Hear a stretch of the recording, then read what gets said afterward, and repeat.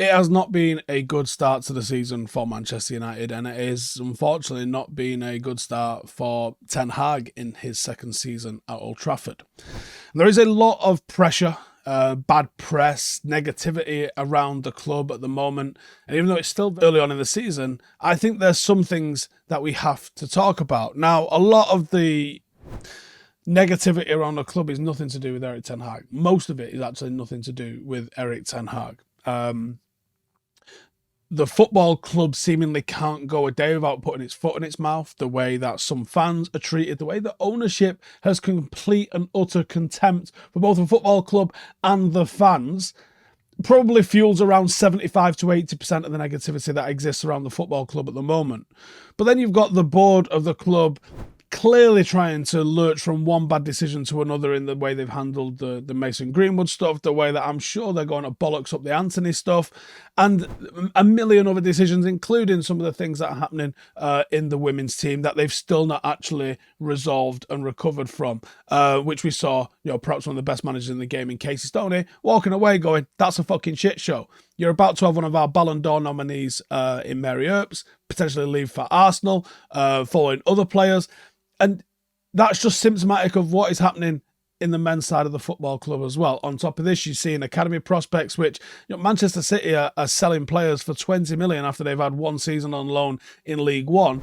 United have had successful loanees go out to the Premier League. You've had people who've had Premier League careers that are going for less money than someone who's been on loan in League One. The football department, unfortunately, which Erik Ten Hag is seen as the head of, is failing the football club. And some of the issues around that is you see Manchester City going spunking 80-90 million on Vardiol, while United are getting Sabitzer on loan and getting Weghorst on loan and trying to bring in El Ghazi. And some of the absolutely bonkers decisions, even Reguilon, right? Bringing him in because we could only bring in players on loan and we haven't really got the money to be able to actually compete. So do you honestly think Ten Hag is thinking, El Ghazi is exactly what or Reguilon is exactly what I want? Is he fuck? These are what he's been told he can play with. Now, we know the likes of TalkSport love to just make an absolute massive mountain out of any Manchester United situation. It's kind of what they do. They're looking for interaction. They're not looking to educate. They're not looking to investigate. They're just looking to get you to ring up and kick off. That's their entire motive, right? That's why they have the presenters that they have. So, despite TalkSport's, he's under pressure, this, that, and the other. I mean, he probably is under pressure. But is it too early to be under the sort of pressure that you're seeing being asked in the media? Sky have been asking it. TalkSport, of course, have been asking it. It's so early on in the season for claims like this. But the early signs from some of the articles I'm seeing in the media, really starting to question. And then that goes on to some of the more reactionary levels of the fan base, which I'm seeing in some of our comments, like Ten Hag's talent ID shit. Is his talent ID shit, or has he been told he can only bring players in on loan? And is his talent ID shit, or is the director of football not really doing his job? Up to this point, we've seen losses to Spurs and Arsenal, and then poor performances in games where we actually secured the 3 points with Forest and Wolves. Circumstances have not been in our favour. We're facing a massive injury crisis, and I was debating doing a video in entirety on the injury crisis, and Dean Saunders, who is actually one of the people that I can actually listen to on TalkSport, made a very, very interesting point. I don't know if we'll be able to use the video in this. I'll paraphrase if we can't. He asks, is it too much? He knows what a bad pre-season looks like, and he goes on to list, we're playing in Edinburgh, we're playing in Oslo, we're playing in Dublin, we're playing in New York, we are playing in Texas, we are playing in Las Vegas, and we're playing in San Diego, and we're playing at Old Trafford and Dublin, if I didn't already mention Dublin. So he goes, this is an insane amount of travel. This is an insane amount of games, and he predicts United are going to have a right load of injuries. When you think about the schedule that we finished last season with as well, would it have been prudent for us to maybe have a really, really shit pre-season where we only play a couple of games? You know, have the players been pushed too hard? Like the injuries that you're seeing. Okay, we've signed an injury, a couple of injured players in Haaland and Amrabat, but Luke Shaw breaking down, Martinez breaking down, Varane breaking down. Many more players, looking like they could go down with something. Is there a reason for that? And is the reason that we've just absolutely flogged them last season and then into this season as well? There's obvious uncertainty around what's going on with Anthony at the moment. There's clearly some bad vibes on the training ground because of what's going on with Jadon Sancho. The takeover, is it, isn't it? It must be a nightmare for him to work under. And if it wasn't obvious that the Glazers were sucking the life out of the club, then the absolute lack of information surrounding the takeover should emphasize it more than anything else. The fact that the leaks are coming out saying actually they want 10 billion for fucking what, mate? For what? That shows you who they are. There isn't a lot going right at the moment, but how much of that can you actually put on the toes of Erik Ten Hag? Right, lads, listen. One of the reasons that I keep a full beard at the moment is because back in the army days, I had to wet shave every single day. Every single day. And it gets old quickly. And it gets boring quickly. But you know what? Manscaped, if this was available back in the day, might have been happy days with it. And Manscaped, your trusted below-the-waist groomers, have come up with something that is revolutionary for above the neck game as well. They've gone above and beyond with the new Handyman electric face shaver, designed to give you that smooth, chiseled look for a clean shave without the faff of the traditional wet shave. Pop over to manscaped.com, snatch yours. You're going to get 20% off plus free shipping by using the code Howson20. Listen, your mug is the first thing that people spot, right? So make sure it's something to see when you get the Handyman shaver.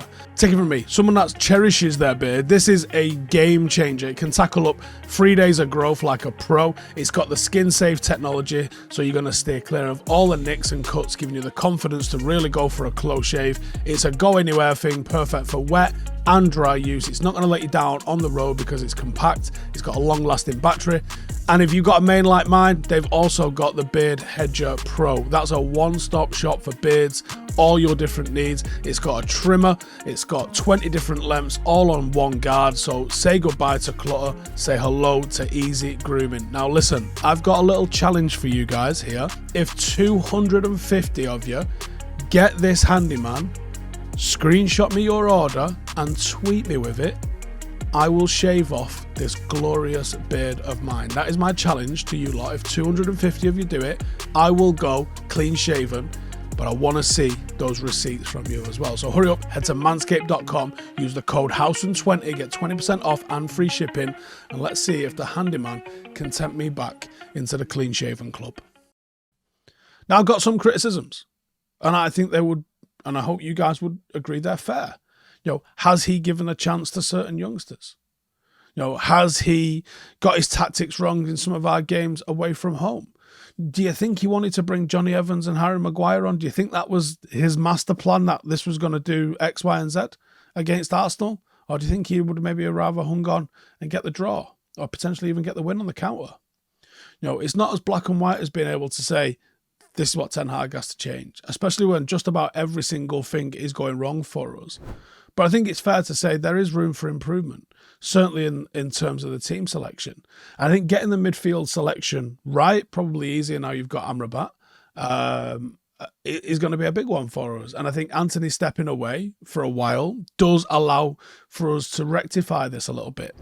Having Mount as an option on the right instead of him trying to work out a new role in central midfield might make it easier for Casemiro, for Bruno, for Eriksen, and ultimately Amrabat.